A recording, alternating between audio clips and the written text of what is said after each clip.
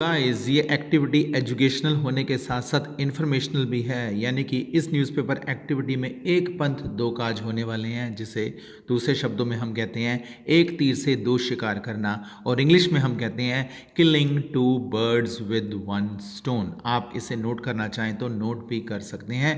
इस एक्टिविटी में मैं पहले आपको पूरे आर्टिकल की हिंदी बताऊंगा, साथ के साथ डिफ़िकल्ट वर्ड्स के मीनिंग भी बताऊंगा। ट्रांसलेट करते दौरान अगर कोई वर्ड मिस भी हो जाता है देन डू नॉट वरी, क्योंकि आपको एंड में मैं इन सभी वर्ड्स की मीनिंग के साथ लिस्ट भी दे दूंगा।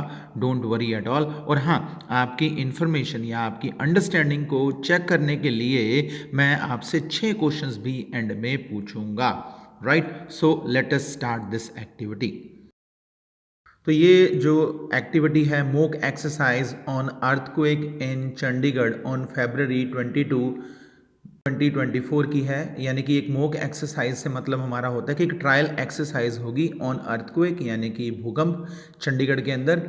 वो 22 फरवरी 2024 को उन्होंने की थी। और Chandigarh administration is ordering a mock exercise, यानी कि जो चंडीगढ़ प्रशासन है वो ऑर्गेनाइज कर रहा है, आयोजित कर रहा है एक mock exercise on earthquake in collaboration with national disaster management authority. जो एक एक्सरसाइज, ट्रायल एक्सरसाइज अर्थक्वेक पे, ये कोलैबोरेशन में हो रही है, संयोग से हो रही है नेशनल डिज़ास्टर मैनेजमेंट अथॉरिटी, यानी कि ये जो मिनिस्ट्री ऑफ होम अफेयर्स है, मंत्रिमंडल है होम अफेयर्स का, होम मिनिस्ट्री के अंडर ही आता है। ये नेशनल डिज़ास्टर से आप समझ सकते हैं कि जैसे कि कोई प्राकृतिक आपदा, तो उसमें ये नेशनल यानी कि राष्ट्रीय प्राकृतिक आपदा की मैनेजमेंट करने के लिए अथॉरिटी बनी हुई है, और उनके सहयोग से ये चंडीगढ़ प्रशासन करने जा रहा है फरवरी 22 2024 को।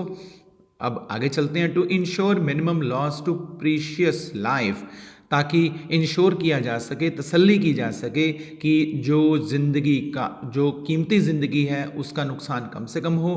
Take following steps before, during and after an earthquake. तो ये आपको स्टेप्स लेने हैं, पहले बिफोर, ड्यूरिंग दौरान, और आफ्टर बाद में एन अर्थक्वेक। तो अब हम बिफोर वाले सेक्शन की तरफ चलते हैं। तो यहाँ पर हमको 6 पॉइंट्स दिए हुए हैं। पहला पॉइंट है before, consult a structural engineer to make your house earthquake resistant, यानी कि आपने कंसल्ट करना है, आपने सलाह लेनी है स्ट्रक्चरल इंजीनियर। स्ट्रक्चर से बनता है शब्द स्ट्रक्चरल, AL लगाने से ये, यानी कि स्ट्रक्चर संबंधी जो इंजीनियर यानी कि आपके जो आर्किटेक्ट्स हो गए, उनसे आपने कंसल्ट करके अपने घर को अर्थक्वेक यानी कि भूकंप रेजिस्टेंट, ताकि रेजिस्ट कर सके, मतलब कि झेल सके। वैसे रेजिस्ट करना का मतलब होता है विरोध करना, तो रेजिस्टेंट से मतलब कि वो उसको शॉक प्रूफ हो जाए, अर्थक्वेक प्रूफ हो जाए, यानी कि अर्थक्वेक के झटकों को सहन कर सके। ये इसका मतलब बना। आगे चलते हैं। Repair deep plaster cracks on walls and ceilings, आपके जैसे दीवारों पर और जो छतों पर जो गहरी दरारें हैं, यानी कि deep plaster cracks on walls and ceilings, उनको रिपेयर करना है। फिर आगे प्लेस हैवी या large objects on lower shelves, जैसे घरों में या रसोई में हमारे शेल्व्स, यानी कि हम उसको सिंपल हिंदी में फट्टे कह देते हैं, तो ऐसे हमने डाले होते हैं। तो हमने भारी या बड़े जो ऑब्जेक्ट्स हैं उनको हमने नीचे वाले जो शेल्व्स पे रखना है। Have an emergency kit ready, emergency kit यानी कि आप फर्स्ट एड किट कह सकते हैं, इसको रेडी रखना है। Learn the technique of drop cover hold, तो आपको ड्रॉप कवर होल्ड, ये 3 चित्र यहाँ पर दिए हुए हैं कि फटाफट आपने नीचे की तरफ होना है और कवर कर लेना है अपने आप को, जैसे कि सेकंड चित्र में आप देख रहे हैं, और होल्ड कर लेना है, यानी कि किसी भी चीज़ को आपने पकड़ लेना है, होल्ड करना मतलब। तो ये टेक्निक आपने सीखनी है। और छठा पॉइंट आ गया, identify safe place in your house to take shelter, shelter यानी कि कोई आसरा। ओके, तो आपने ऐसी जगह ढूंढ लेनी है ताकि अगर भूकंप आए तो उस स्थिति में आप कहाँ पर एक आश्रय या आसरा लेंगे। अब ड्यूरिंग के बारे में, यानी कि ड्यूरिंग अर्थक्वेक आपने क्या करना है, stay calm and do not panic. काम रहना यानी कि शांत रहना, एंड पैनिक से मतलब है कि घबराना नहीं है आपने। वर्ड्स साथ साथ नोट करते रहें। Then drop under a table, आप फटाफट टेबल के अंदर ड्रॉप यानी कि झुक के फटाफट चले जाएं टेबल के अंदर।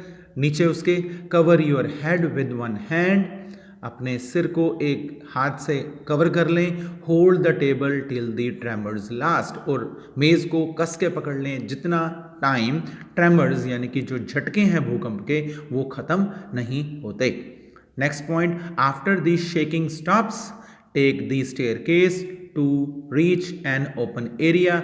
जब शेकिंग यानी कि जो ट्रेमर्स यानी कि जब झटके रुक जाएं तो आप स्टेयरकेस लें और एक ओपन एरिया के तरफ, खुले मैदान की तरफ आप चले जाएं।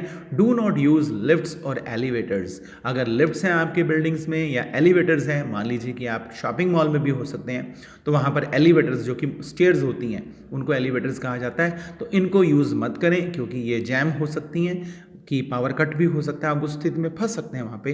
तो हमेशा आग की स्थिति में भी और अर्थक्वेक की स्थिति में भी लिफ्ट्स को, एलिवेटर्स को अवॉइड करना होता है, right. And fifth point, if possible turn off gas regulator and MCBs before living. हो सके तो वहाँ से निकलने से पहले आपने गैस रेगुलेटर्स और एमसीबीज को भी बंद करके निकलना है। एमसीबीज यानी कि जो मिनिएचर सर्किट ब्रेकर्स होते हैं, जो स्विचेस होते हैं, उनसे मतलब है।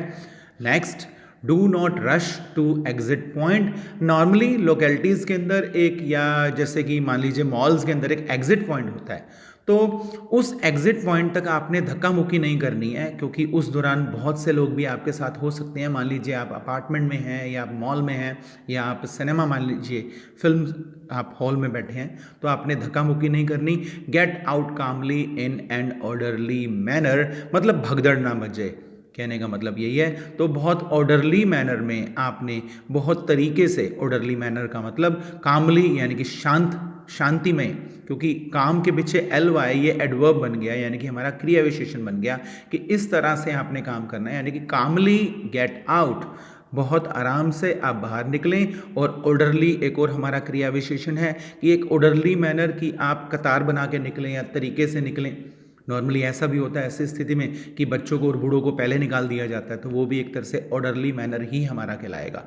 Next, when inside a vehicle, जब आप व्हीकल के अंदर हैं। Pull over in and open places, यानी कि आप अपने व्हीकल को चलाकर एक खुले स्थान में ले जाएं। एंड रिमेन इनसाइड, और व्हीकल के अंदर रहें। अवॉइड ब्रिजेस, और ख्याल करें कि आप किसी ब्रिज के नीचे ना खड़े हों, हो सकता है कि ब्रिज भी कलैप्स कर सकता है, राइट।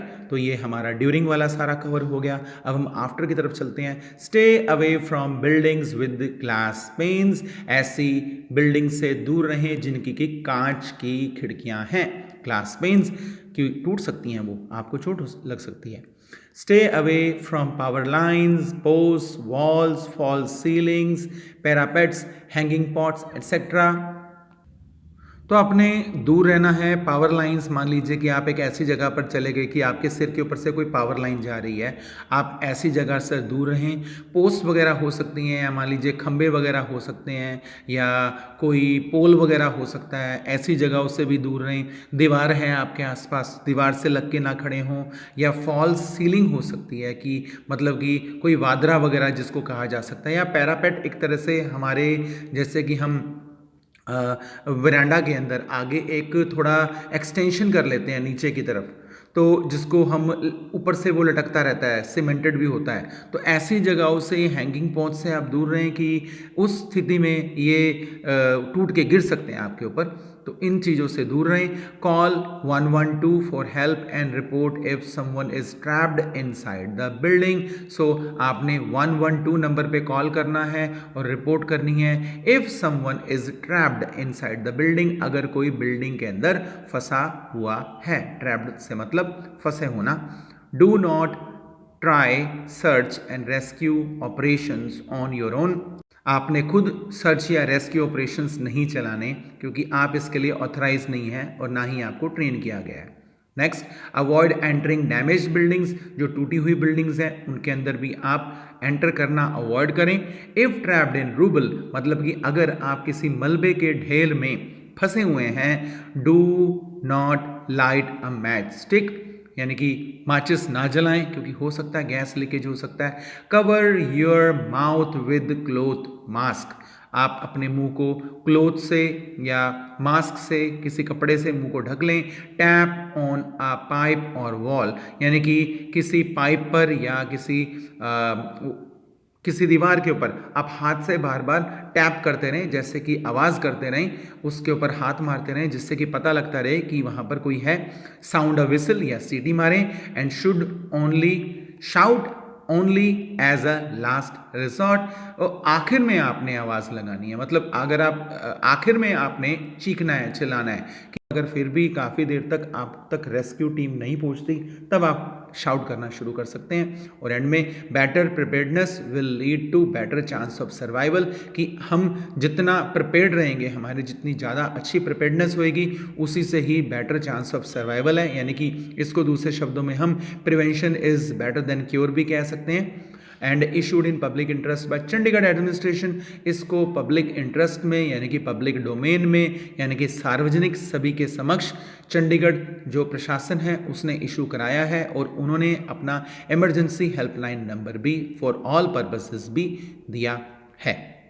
तो आई होप आपको काफ़ी इस आर्टिकल से अंडरस्टैंडिंग हुई होगी। एंड इसी तरह के और भी आर्टिकल्स आपको दिए जाएंगे। अब मैं आपके सामने क्वेश्चंस डाल रहा हूं, पहले आप क्वेश्चंस का आंसर कीजिए। आप इन क्वेश्चंस के आंसर मुझे कमेंट बॉक्स में लिख के डाल सकते हैं। आई विल रिप्लाई कि आपका आंसर सही है या गलत है। एंड उसके बाद आपको मीनिंग्स भी दिए जाएंगे। And if you are new on this channel you can subscribe. और ये एक्टिविटी अगर आपको इन्फॉर्मेटिव लगी, आप कमेंट बॉक्स में इन्फॉर्मेटिव भी टाइप कर सकते हैं। So bye bye. फिर हम नेक्स्ट न्यूज़पेपर आर्टिकल एक्टिविटी के साथ मिलेंगे। Bye bye.